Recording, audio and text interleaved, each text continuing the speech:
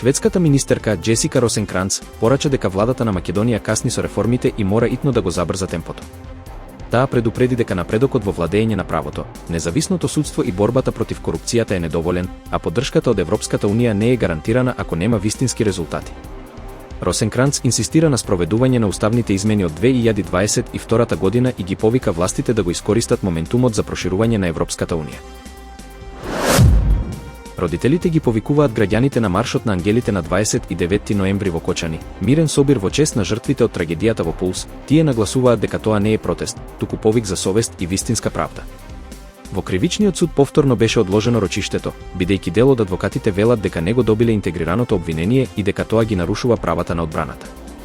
Оштетените бараат проширена истрага и одговорност на институциите.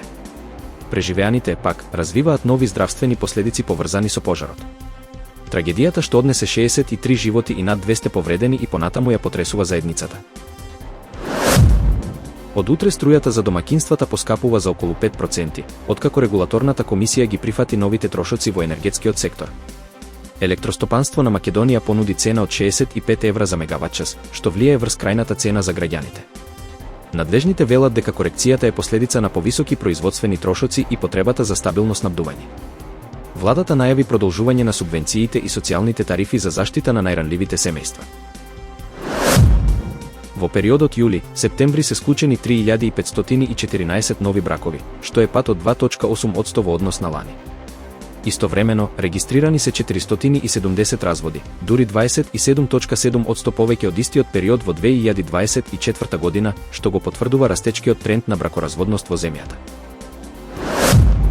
Србија во првите 9 месеци извезла информатички услуги во вредност од 3.333 милијарди евра, 12% повеќе од лани, а со ова темпо ќе го надмине рекордот од 4,5 милијарди до крајот на годината. Директорот на Канцеларијата за информатички технологии и електронската влада, Михајло Јовановиќ, најави големи вложувања во вештачка интелигенција и суперкомпјутери. Во 2026 година се очекува системот да стане 7 пати побрз, а до 2027 Србија да поседува најголем суперкомпјутерски кластер во југоисточна Европа за развој на AI решенија. Невремето Адел го погоди регионот Аттика и поголем дел од Грција, носејќи поројни дождови, град и опасни бури. Делови се поплавени, а властите бараат од граѓаните максимална предпазливост. Издадено е црвено предупредување за најзагрозените региони, како Северен Егеј, Додеканес, Источна Македонија и Тракија. Цивилната заштита и пожарникарите се во целосна приправност. Најсилни врнежи се очекуваат во првите 12 часа од петок, додека подобрување на времето се прогнозира од недела. По смртоносниот напад кај Белата куќа, во кој загина припадничката на националната гарда Сара Бекстром, Доналд Трамп најави трајна пауза на миграцијата од земји од третиот свет. Нападјачот бил афганистанец кој живеел во САД од 2021. Трамп најави укинување бенефиции за недржавјани, депортации и ревизија на сите азили и зелени карти од времето на Бајден.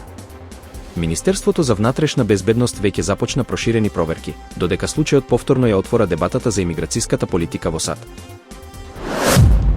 Катастрофален пожар во стамбениот комплекс Ванг Фук Корт однесе најмалку 94 животи, а 279 жители се водат како исчезнати. Огнот се проширил молскавично низ 8 висококатници со над 2000 станови, при што бамбусовите скелиња и сомнителните градежни материјали, како стиропор, ја засилиле трагедијата. Полицијата уапси двајца директори и инженерски консултант од Prestige Construction поради сомневање за крајна небезбедност и небрежност. Спасувачите и натаму ги пребаруваат урнатините додека операцијата се приближува кон крај.